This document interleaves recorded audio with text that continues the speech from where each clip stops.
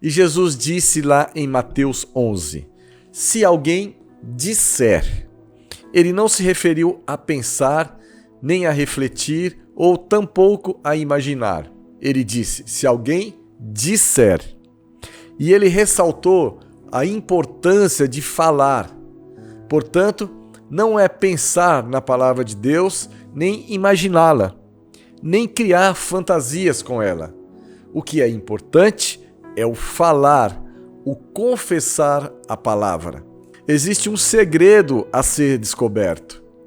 Vejamos, lá no livro de Hebreus, no capítulo 4, versículo 14, onde a palavra de Deus diz assim: tendo, pois, a Jesus, o Filho de Deus, como grande sumo sacerdote, que penetrou os céus, conservemos firmes a nossa confissão. Mantermos firmes a nossa confissão na palavra é muito importante. Aquilo que cremos, nós falamos. E o novo pacto, a nova aliança da graça de Deus, é um pacto de boca.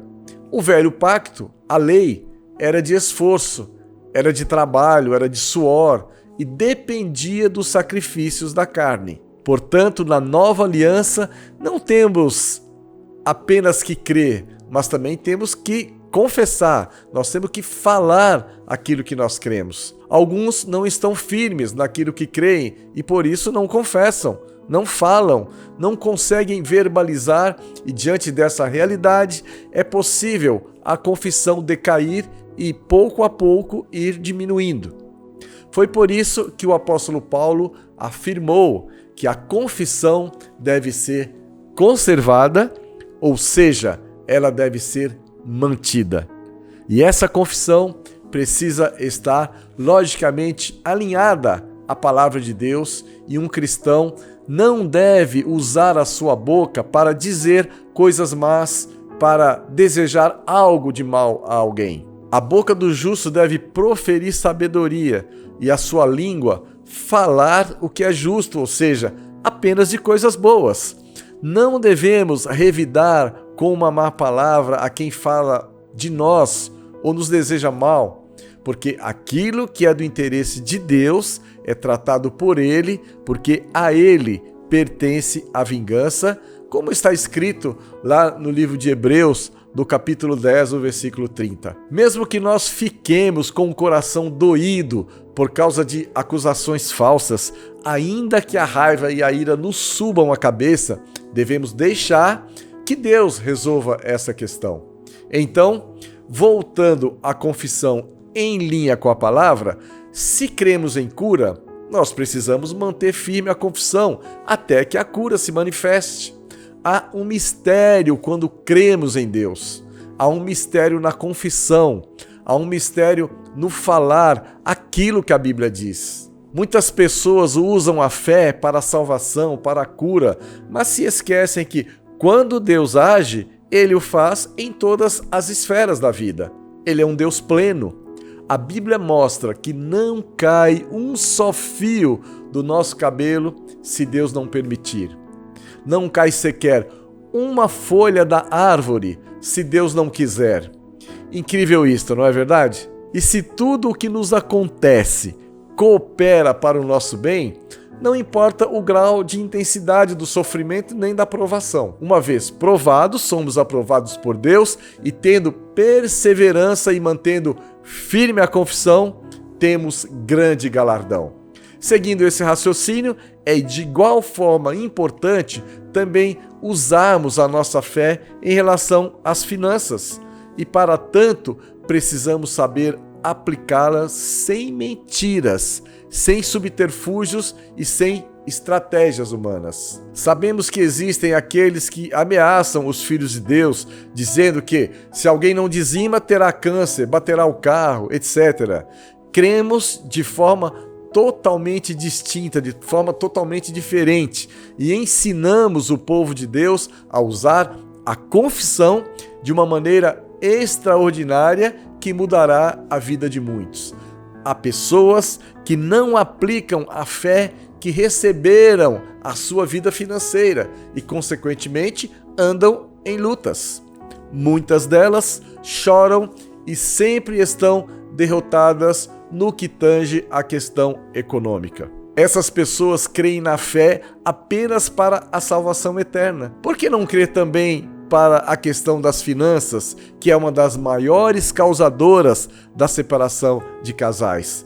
Sempre que estamos dentro da vontade de Deus, dispostos e obedientes, Ele nos ensina e nos honra em qualquer área, inclusive na área financeira. As bênçãos de Deus não caem automaticamente sobre nós. Dizer que pegando uma varinha e batendo com ela em uma casa, como em um passe de mágica, ela será sua, não é verdade. Dizer que beber um copo d'água, onde se acredita estar a virtude de Deus, não tem respaldo bíblico. É claro que nós precisamos nos apropriar daquilo que nos pertence por herança divina, mas devemos fazê-lo da maneira de Deus.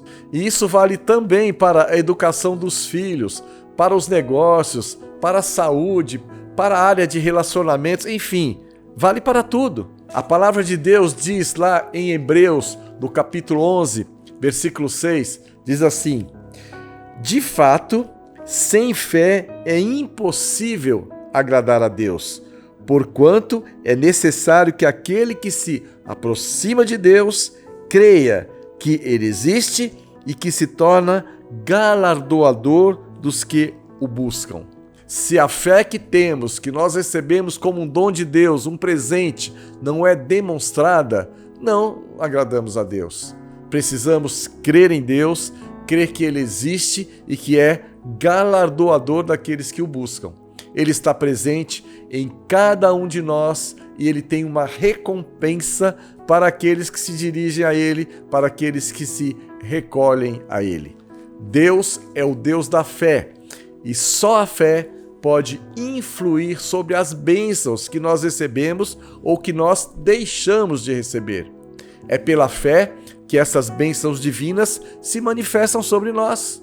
É fundamental que exercitemos essa fé, que nós pratiquemos a nossa confissão, logicamente alinhada à palavra de Deus, para que haja um mover em todas as áreas de nossas vidas, pois é Deus quem faz as situações que vão nos beneficiar acontecerem.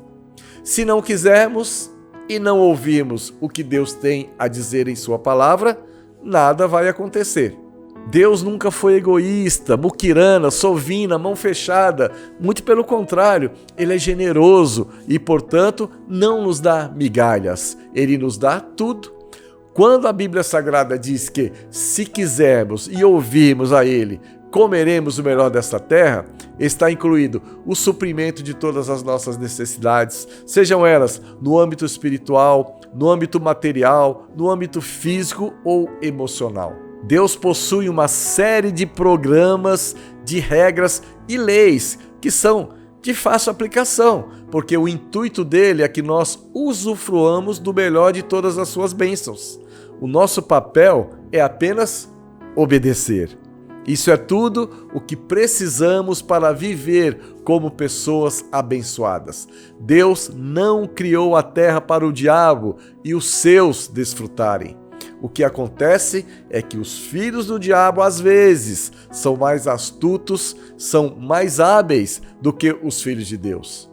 O Senhor tudo criou para os seus filhos e Ele tem provisão absoluta de tudo para aqueles que são seus. E essa verdade pode ser comprovada no Salmo 50, 10, versículos 10 e 12, onde a palavra de Deus diz assim: pois são meus todos os animais do bosque, e as alimárias aos milhares sobre as montanhas. Conheço todas as aves dos montes, e são meus todos os animais que pululam no campo.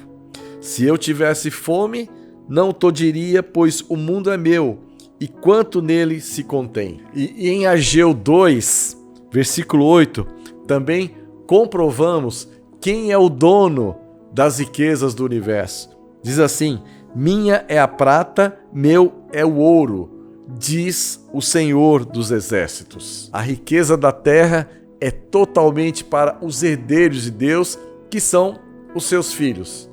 Mas esses filhos precisam querer desfrutá-la. E isso acontece quando damos importância à sua palavra e praticamos os seus ensinamentos. Que a confissão da palavra seja um exercício permanente nessa sua semana e em todas as demais, e que você veja e desfrute de todos os benefícios que o Senhor tem para aqueles que são seus. Graça e paz.